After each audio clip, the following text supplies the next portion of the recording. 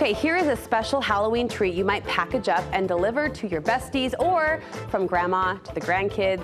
It's called a monster cookie. So naturally, we think it's perfect for Halloween, and it's a family recipe shared by Cammie Hayden. It's so great to have you here in the kitchen. Am I the last person to the party on the term monster cookie? Oh, definitely not. It's been around for a long time, but not everyone makes it because it is such a big batch of cookies, and some people are a little bit intimidated by it, but it is well worth it. Well, why is this recipe famous among your family and friends? Well, first of all, it's so yummy. Yeah. It's so yummy, and you can make it, you can freeze it, and save it for later, but also it's gluten-free.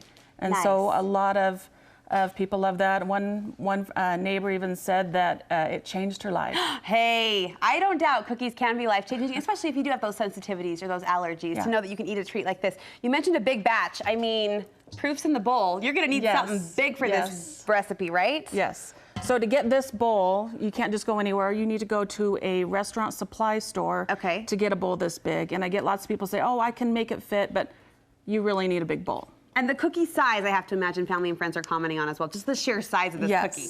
Yes, it is. It's a big cookie, and the batch makes 68 large cookies. Oh, wow, okay. So it's great for a big event.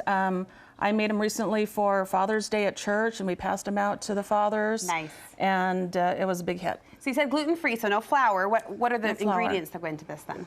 So it's a recipe of packages. It's a dozen eggs.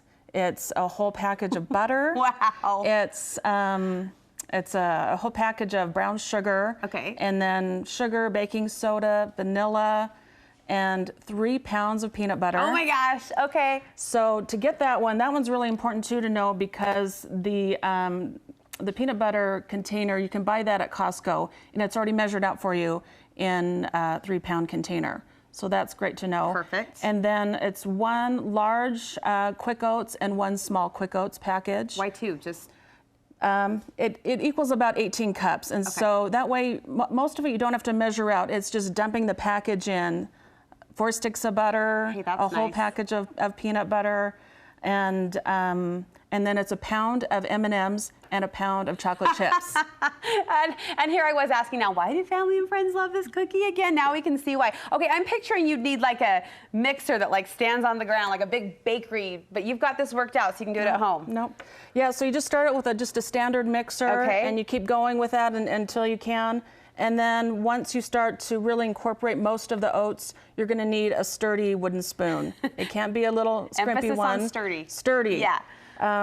Wooden spoons have been broken before in this recipe. I can imagine. I can imagine. Are you going to need more than 1 baker assistant? Or oh yeah. I mean, what a workout. Yes, I have 4 boys. Oh, good. And a husband, and so sometimes they have to take over and help me stir it up. How many cookies do you want? That's how many minutes you have to be involved in this. Okay, you're going to kind of show us. You've already started to assemble most of it, right? Due to time constraints, it takes about 20 minutes just to stir this recipe. Yeah, okay. So, so you just add the eggs and you beat them slightly, and then you just slowly add each ingredient and mix as you go. Gotcha. And one thing that you must have is a scraper, because it is so big.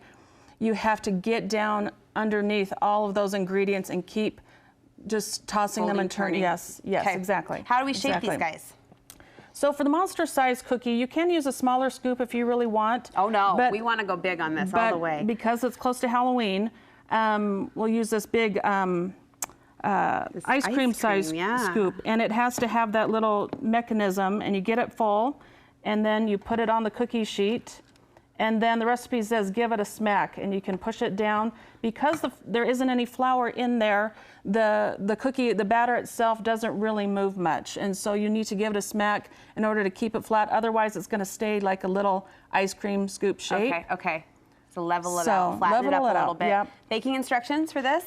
And so it's 350 degrees for 12 to 15 minutes. All right. And so if you like it a little bit crispier, cook it a little longer. But if you like it mostly soft, I like them a little underdone.